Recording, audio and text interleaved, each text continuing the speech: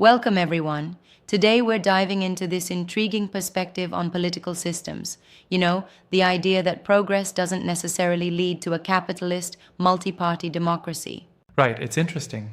A challenge to that standard assumption we often take for granted. Exactly. The speaker, a Chinese investor and political scientist, really pushes the notion that there may be an equally successful alternative to our Western models. Yeah. He's basically saying it's like there are multiple ways to run a nation? Yeah, that's a radical twist. I mean, if Western societies automatically evolve into a democratic capitalism, what's to stop other models from being just as effective? Right. His argument is truly boundary pushing. He questions the inevitability of the Western path.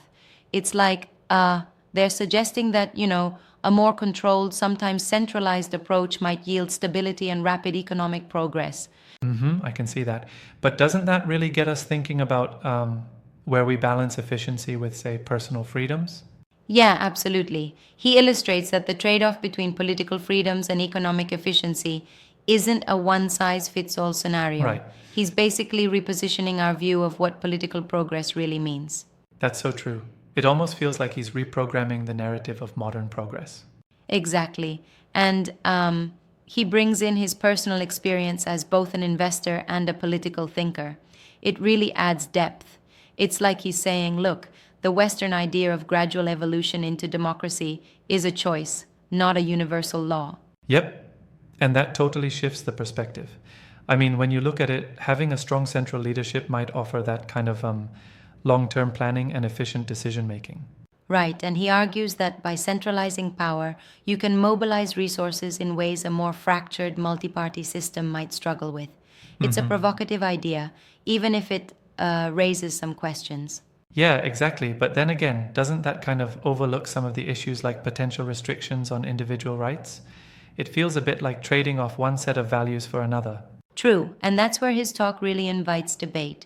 He's not saying the centralized model is perfect, but rather questioning whether the traditional Western political evolution should be seen as the only or even the ideal path. It's almost like he's suggesting that each model caters to different priorities, right? Exactly. He emphasizes that what we consider progress is often just what we're accustomed to, the values we hold dear, like free elections and individual Right. liberties. But in some contexts, economic stability and rapid growth might take precedence. Right, it's like looking at it through a different lens entirely. And it's like comparing two different operating systems. One isn't inherently flawed, they just function differently based on the priorities of the users. Yep, that analogy really clicks. So, his point is that political evolution might not be linear or predetermined. Instead, it's heavily influenced by context, culture, and historical circumstances. That certainly makes you think. But I wonder, isn't there a risk that by focusing too much on efficiency, you might sideline the voices of those who need representation the most? A valid critique. He does seem to put a lot of emphasis on the benefits of centralized power when it comes to policy and economic planning, which, while effective, can sometimes mean less public input. Exactly. I mean, efficiency is important, but without checks and balances, could we risk other areas like innovation, free speech, and accountability? Absolutely, it's a balance. His argument is less about prescribing a fixed model and more about, well, challenging the supposed inevitability of the Western model. It's Right. really a call for us to broaden our perspective. It's like he's saying, hey, why assume that one way is the best way? That's refreshing, especially in today's global climate. Exactly. And he dives into historical narratives, suggesting that different societies have navigated political evolution based on their own unique pressures and needs. Yeah, I really like that point. It forces us to acknowledge that the narrative of a progressive democratic evolution is more of a Western construct than a universal truth. Absolutely. He hints that successful governance might, in some cases, benefit from a more nimble, centralized approach, especially during periods of rapid change or economic crisis. But then again, I get it's a that. double-edged sword. Right? Because while efficiency is appealing, it doesn't automatically equate to a better quality of life for every citizen. There are trade-offs that need constant scrutiny. Exactly. It's like choosing between speed and control. You gain one, you risk the other. And that really prompts us to re examine our assumptions about what makes a nation successful. Mm-hmm. Kind of like in business, sometimes the most aggressive growth strategy can overshadow, say, long term employee welfare. It's a delicate balance. Absolutely. And he draws that analogy indirectly by comparing economic outcomes with political structures. Right, Economic prosperity is important, but so is ensuring that the system remains responsive and accountable. exactly. I mean, while his observations on the efficiency of centralized systems are compelling, there's a part of me that worries about concentration of power. Yeah, I get that. And it's worth noting that his talk sparks this debate rather than delivering a final, all encompassing solution. It's more a provocation, a way to encourage us to think outside the usual binary mindset of democracy equals progress.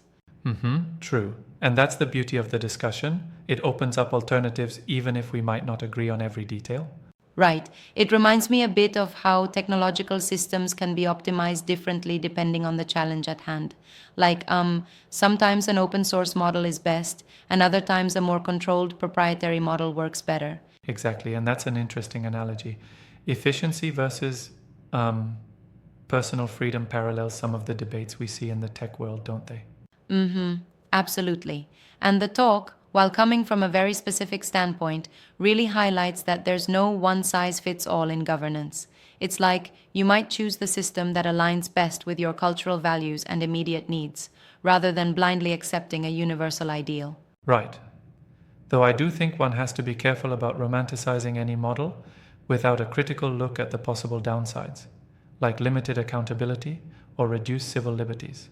Totally. And that's a fair challenge. It's essential to balance both sides of the conversation, the allure of efficiency and the importance of freedom.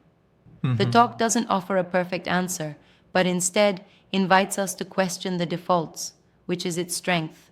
Yeah, and it's striking how this discussion can resonate beyond politics into areas like economics, technology, and even social structures. It's very multidimensional. Exactly. He really challenges the listener to reevaluate our assumptions. It's like, not every country needs to fit a preordained blueprint to be successful. Success can be as diverse as the cultures and histories that create it. Right on. And that, I guess, opens up a dialogue about what values we prioritize in our own societies. Are we willing to accept trade offs if it means like steadier economic growth or more centralized control?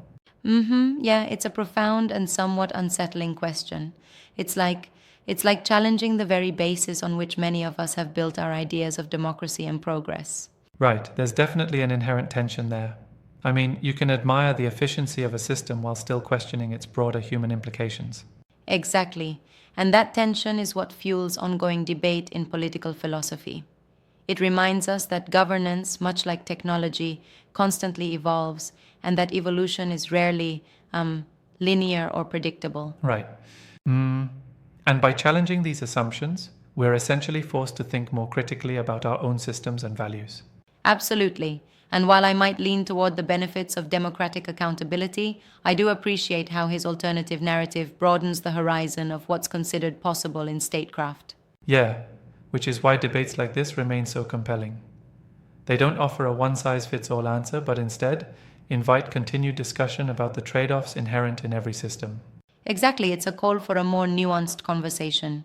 And if we take anything away from it, it's that in the global landscape, sometimes questioning the norm is the best way to spur meaningful progress. Absolutely. It's inspiring and it reminds us that to improve our world, we first have to understand that there may be more than one path to success. For sure. And while, some of his ideas might be seen as controversial or even incomplete, the very act of challenging our conventional wisdom is what drives progress. Right. Yeah, it really makes you think about how diverse our paths can be, whether in technology, politics, or society at large. Absolutely. So, as we wrap up this deep dive, let's keep questioning, keep exploring these ideas, and remain open to perspectives that differ from our own. Yep, definitely. Agreed. Thanks for this engaging chat. Till next time, let's stay curious and keep the conversation going.